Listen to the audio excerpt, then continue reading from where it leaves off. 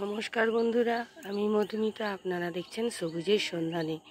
বন্ধুরা, এখন চলছে গ্রীষ্মকাল, প্রচণ্ড তাপ। সেই তাপের মধ্যেও আমরা কিন্তু যারা ছাদ বাগানে কিছু গাছপালা করি তারা কিন্তু হাল ছাড়িনি, তারা কিন্তু আমরা গাছ লাগিয়েই চলেছি। দেখুন বন্ধুরা, আমার কিন্তু গ্রীষ্মের সবজি গাছের মধ্যে ঝিঙে গাছ কিন্তু বেশ সুন্দরভাবে উঠে পড়েছে। দেখুন, তাতে কিন্তু একটা ঝিঙেও এসে গেছে। দেখুন, আজকে আমি কোনো তথ্যমূলক ভিডিও দিচ্ছি না, আজকে আমার বাগানের আপডেট দেখাচ্ছি যে আমি এই গ্রীষ্মে কী কী সবজি করেছি। এইখানে ছিল কলমি শাক, কালকে সেটি তুলে খেয়ে ফেলেছি বন্ধুরা।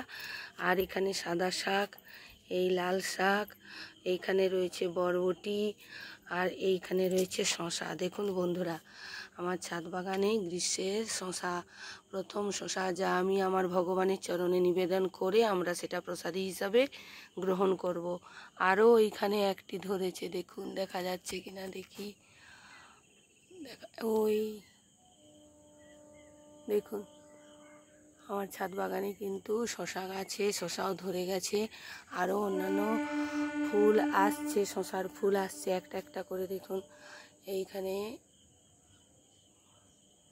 আসছে, এবং ঝিঙে গাছ ক্রমশ উপর দিকে উঠে চলে যাচ্ছে। ওদেরকে যতই আমি নিচের দিকে নামানোর চেষ্টা করছি, ওরা কিন্তু উঠেই যাচ্ছে। এইখানে দেখুন বন্ধুরা, এখানেও শশা কিন্তু ধরেছে। আর এখানে বরবটি, কয়েকটা বরবটি হয়ে গেছিলো, সেটি আমি তুলে খেয়ে নিয়েছি। আবার এইখানে দেখুন, আবার নতুন নতুন বরবটির কিন্তু কুড়ি আসছে বন্ধুরা।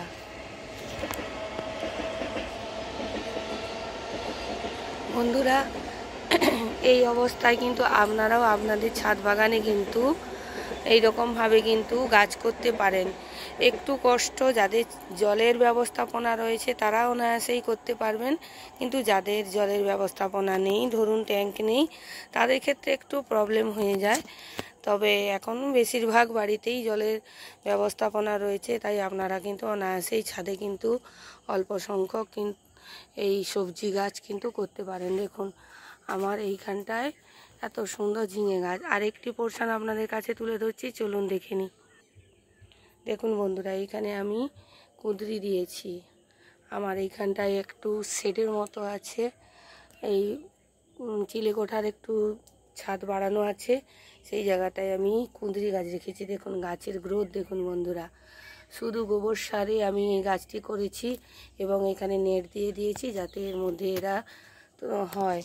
আর এখানে এটি একটি নতুন গাছ দেখুন বন্ধুরা, কাঁকরোল গাছ। কিন্তু জানি না কাঁকরোল হবে কি না। আমি একটি বীজ থেকে চারা তৈরি করেছি। শুনেছি কাঁকরোল গাছের কিন্তু মেল ফিমেল গাছ করতে হয়, তবেই হয়, নাহলে কিন্তু কাঁকরোল হয় না। সেক্ষেত্রে দেখা যাক কি হয়। আর এখানে আমার উচ্ছে গাছ এখনও ঠিকঠাকভাবে বেড়ে ওঠেনি, পোকা লেগে গেছিলো।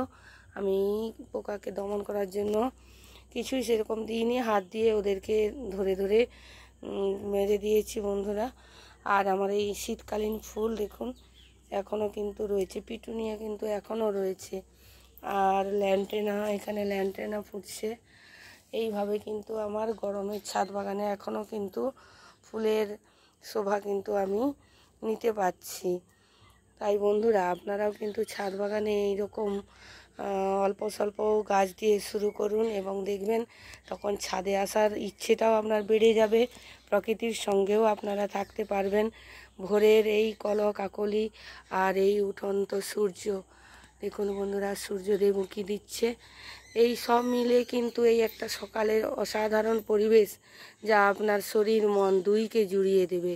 তাই আমি চলে এসেছি পুনরায় আমার সেই আগের জায়গায়, যেখানটা আমি সবজি করেছি।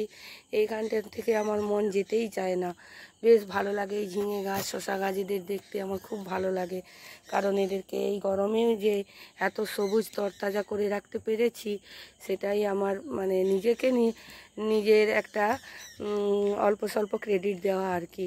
বন্ধুরা, কেমন লাগলো ভিডিওটি জানাবেন। ছোট্ট ভিডিওর মধ্যে আপনাদের কাছে তুলে ধরলাম আমার এই বৎসরের গ্রীষ্মকালের ছোট্টখাট্টো সবজি বাগান। যদি ভালো লেগে থাকে ভিডিওটি তাহলে লাইক, সাবস্ক্রাইব, কমেন্ট করতে ভুলবেন না। আর শেয়ার করে আমার এই চ্যানেলটিকে এগিয়ে যেতে সাহায্য করবেন। আপনারা সবাই ভালো থাকবেন বন্ধুরা। নমস্কার, সুপ্রভাত।